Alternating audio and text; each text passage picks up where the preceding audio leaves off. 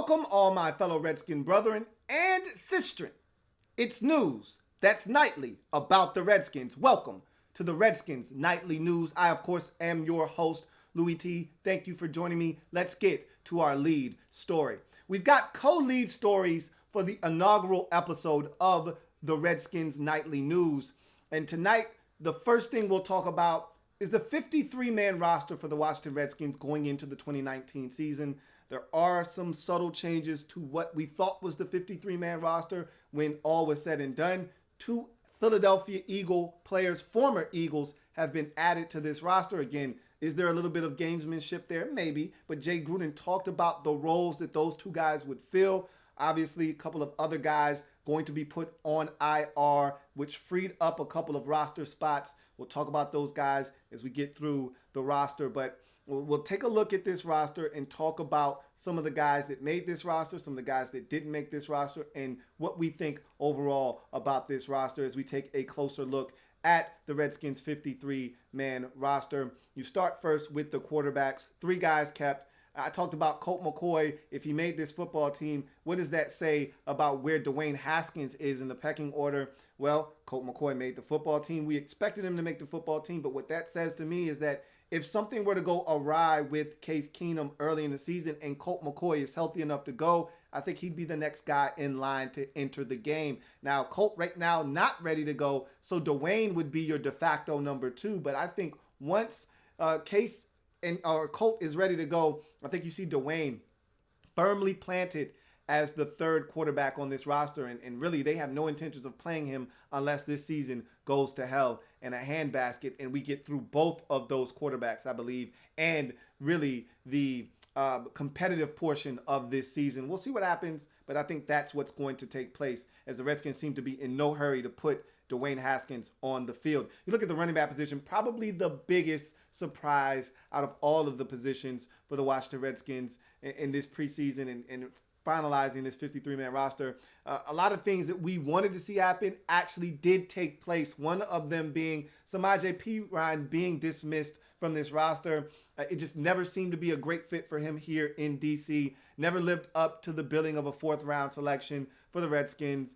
Similar in the way of Matt Jones. Who? Matt Jones. Never lived up to the hype of being a 3rd-round selection. And so Perine was finally released. Didn't think the Redskins had the balls to do so. They did that and then some, going ahead and moving on from Byron Marshall, who initially made the 53-man roster, but then cutting bait with him to upgrade at that position with ex-Philadelphia Eagles running back Wendell Smallwood, who I've always liked at the running back position. I know a lot of Eagles fans that have not really loved Wendell Smallwood. All I ever saw that do was come in and be productive for the Eagles. I like what he brings to the table. Gives us a very credible backup option to Chris Thompson, one that I think is a little bit more seasoned and probably polished than what we had in Byron Marshall. And so I like that upgrade. And Jay already talked about how this guy can help us on special teams as well as a return man and a guy that can get down the field and make tackles as well. So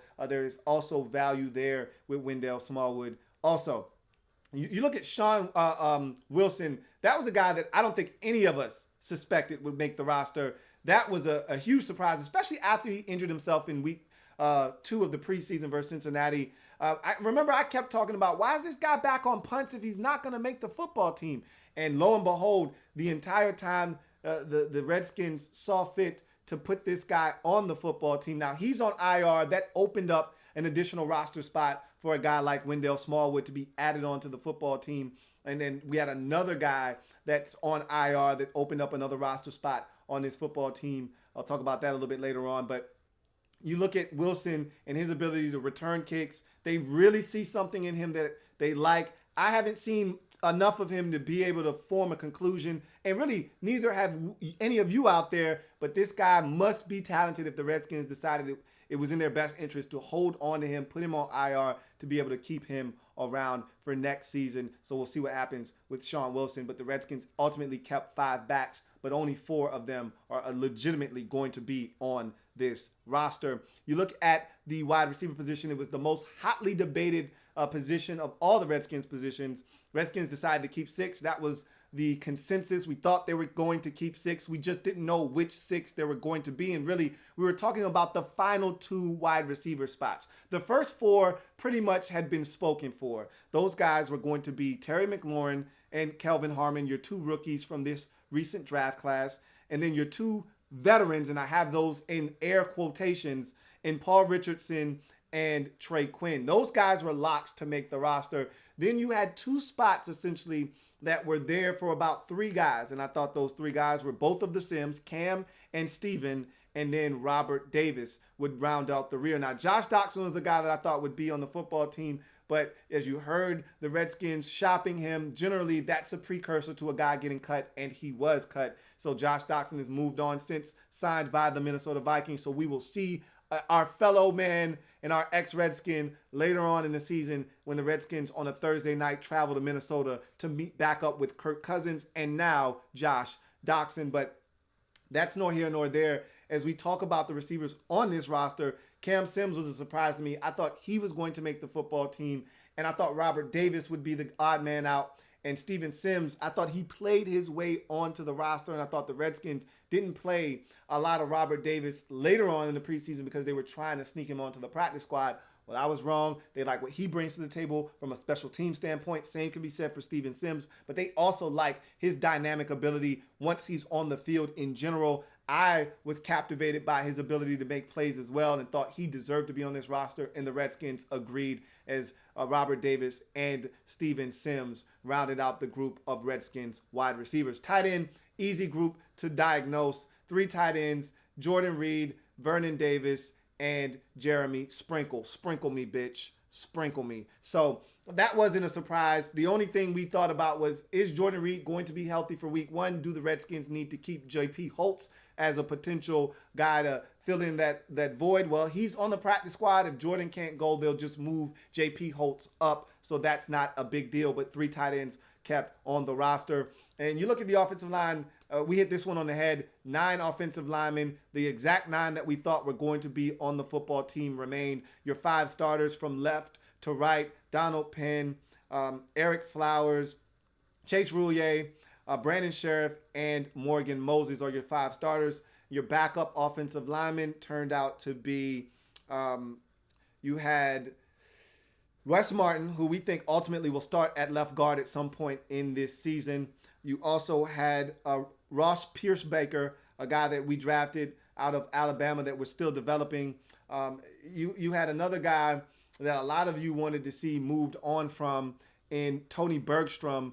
But I thought that his versatility was going to land him on the roster. But ultimately, if they need a roster spot, he would probably be the guy that will be gone after they exhaust all of their other positions that they may be able to move on from guys. And then Jaron Christian, Jaron Christian, obviously our swing tackle for the season. If he's in the game, again, as I've mentioned before, with some of this depth, we could be in some trouble. We need to stay relatively healthy up front along the offensive line. So those are your 9 offensive linemen.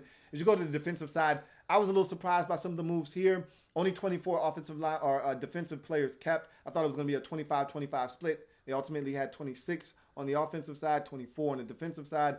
The 5 defensive linemen, no surprises there. I thought they would keep B. They ended up getting him onto the practice squad. He didn't flash in the 4th preseason game, so I thought it would be a lot easier to get him onto the practice squad. But the 5 defensive linemen, it's probably our best position group. Not probably, it is our best position group. Obviously, Ioannidis, Payne, Allen are your guys that play the bulk of the snaps. Tim Settle looks primed and poised for a breakout season, and then Caleb Brantley rounds out that group. You look at the outside linebackers. This was another position in which we weren't sure if they were going to keep 4 or 5. I thought they were going to keep 4. They kept 5, put Jordan Belfort on IR. He may be back at some point. The Redskins expect him to be back at some point early in the season. So when he comes back, I think you'll see a guy like Trayvon Hester, who the Redskins have activated to the 53-man roster, and that's where the extra spot came from Jordan Belfort being placed on IR. So the Redskins gained an extra roster spot there, and they used it on Trayvon Hester from the Philadelphia Eagles. Went back and checked my notes from the 2017 draft where he was selected by the Oakland Raiders, and I saw an undersized defensive lineman that plays to the whistle, aggressive, but not a guy that's a difference maker, hence the 7th round selection. flamed out with the Raiders, ended up in Philadelphia, was solid for them. Now he's going to get a chance with the Redskins. I don't see him being active on game day. And again, when the Redskins look to activate Jordan Belfort, I think Trayvon Hester will be the first guy that is released. So the other outside linebackers, the same four that we thought. And good news, McKenzie, Casanova McKenzie looks like he's going to be ready to rock and roll for week 1. So that's great news. And so the four outside linebackers are the guys we expected to make this football team. Of course, Kerrigan, Sweat, Anderson, and Casanova McKenzie. So we are all ready to go at outside linebacker. You look at the middle linebackers, a little bit of a surprise. Thought they would keep an extra inside backer. They decided to only keep 4 of those guys. Obviously, your 2 starters in Sean Dion Hamilton and the latest Redskin addition in linebacker. His name escapes me. It'll come to me.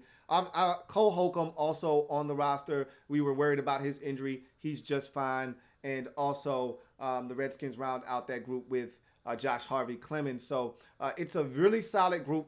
I think one of our weaker positions on the defensive side, John Bostic is that final middle linebacker.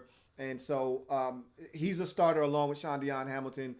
We still really don't know what we're going to get out of our inside backers. One of those positions you circle on the roster and say you hope that we maximize the potential that we have there. I still think that Cole Holcomb's going to play a ton for us this year. We'll see what happens if he's able to stay relatively healthy. But that's a group that is very athletically gifted, but we still don't know what kind of production we're going to get out of them. You look at the corners, no surprises there. Every single guy that made the roster of the 6 we expected.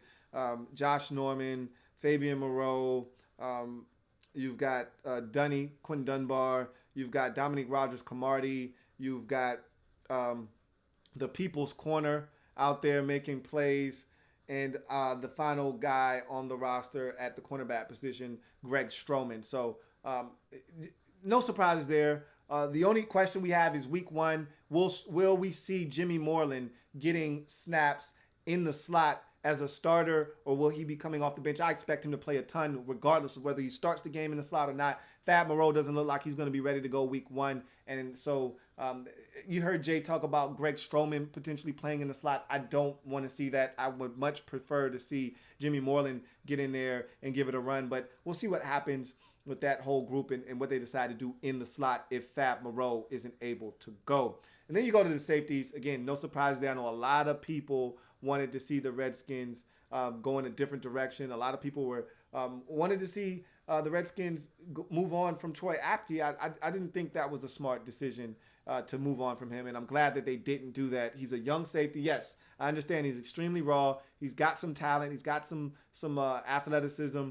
I think he needs more work. He was injured last year, didn't really get a lot of chance to hone his skills. He was a backup at Penn State. So the Redskins drafted him. I thought they overdrafted him. Let me reiterate that. But nonetheless, they took a flyer on him earlier in the draft than most of us thought that they should have. But they did because they saw a guy that could help on specials and help as a backup at the safety position. And I think he's a guy that has some potential. So I thought they did a good job of holding on to him, along with, of course, Landon Collins and DeShazer Everett and Monte Nicholson to round out that group. So no surprises there. All the guys are on the roster that I think were supposed to be there, and I think you just move on. I know a lot of you wanted to see a guy that played really well in the preseason. His name escapes me at this moment, but he was really solid for the Redskins during the preseason. And if there were another spot available, I think he would have been the next guy on the team to be added to this roster. But he is on the Redskins practice squad. And then you look at the specialists on this football team. Those haven't changed. They won't change. They're the same 3 that they've always been. Nick Sundberg is your long snapper, Tressway is your punter, and Dustin Hopkins as your field goal kicker. So I like the way this roster is set up. I'm excited to see what this roster does. The biggest enigma offensively, the wide receivers, without a doubt. And the biggest enigma on defense, to me, are the middle linebackers. So we'll see what those 2 positions are able to do and how the rest of those positions around them are able to perform, and see if this Redskins roster can't, maybe surprise some people this year. I like the youth that this roster contains. And you also heard Jay Gruden talk about Darius Geis and what his role will be. We'll get into that more tomorrow on this program, but we'll move on to the next topic of discussion and our next topic on the lead story. It's the Redskins starting the 2019 season on the road at Philadelphia. We're less than a week away from the Redskins kicking off their 2019 season. We will delve into this game more down the line this week on the program, but just wanted to kind of whet your palate a bit as we get ready for the Eagles on the road week 1. A lot of storylines going into that football game. Carson Wentz making his first start for the Eagles since getting injured and missing the remainder of last season. He's now the unquestioned starter. Not to say that there was ever a debate in Philadelphia as to who was the starter, but there were a lot of fans that wanted to see Nicholas Foles in there. He's no longer an Eagle. He's now moved on since to Jacksonville. He's the guy. He got a big, massive deal in the offseason with a lot to prove. Has not played a single snap in the preseason. I'm hoping the Redskins catch him a little rusty, but he has killed the Redskins in past games. So that's going to be interesting to see how that all shakes itself out. They drafted a really talented back out of Penn State in Miles Sanders, another guy that could give the Redskins problems on the offensive side of the football. They got a big receiver in J.J. Arcega-Whiteside that could cause some matchup problems for the Redskins. Obviously, Zach Ertz has always killed the Redskins. These are all things we will talk about later on in the week. But you look at the defensive side of the football, Fletcher Cox has been a Redskin killer throughout his career. And when you look at the guard position, specifically on the left side, you feel like there is a chance that we could have some issues. And if the Eagles are smart, they will line Fletcher Cox up as many opportunities that they get opposite of Eric Flowers to see if they can't take advantage of that situation. If the Redskins are smart, wherever Fletcher Cox is on this defensive line, they need to be double teaming him. If someone else wins one-on-one matchups, you tip your cap and say you got us, but it can't be Fletcher Cox or else you're asking for trouble. That's just a snippet of what you'll get later on in the week. We'll get into individual matchups and talk about what the Redskins have to do to try to get a victory on Sunday and get to 1-0 on the season. But before we get out of here on the Redskins Nightly News, something that we'll do every single episode is give you a poll question. And you can find this poll question, as you see the link up above, louietnetwork.net/the-redskins-report. Or you can just go to the website, louietnetwork.net, click on the Redskins Report tab, and go down until you find the poll question. Every night we'll have a new poll question, and we'll read the results of the previous episode's poll question results. So looking forward to you guys answering this poll. As many of you as you can, go in, answer the poll question, and we will discuss the results of that poll on the next episode. And so, with that being said, I thank you guys for joining me on this first episode of the Redskins Nightly News. This is a program you'll get Monday through Thursday, every single day throughout the regular season, with exception for my bye week. And you'll know when it's coming because I'll tell you when it's coming, but it's always the week of Thanksgiving. But nonetheless, you'll get this program every single day at 7 o'clock p.m. Had some minor snafus today, so it's a little tardy, but this won't happen very often. This thing will be premiered at 7 just about every single night. So you will know exactly when and where to get your Redskins Nightly News here on the Louie T Network. Remember, we're Redskins fans, and we got skin in the game. Why? Because we're Redskins fans for life. I'll see you guys tomorrow with the next installment of the Redskins Nightly News. I'm your man, Louie T. Have a good one. Louie T Net.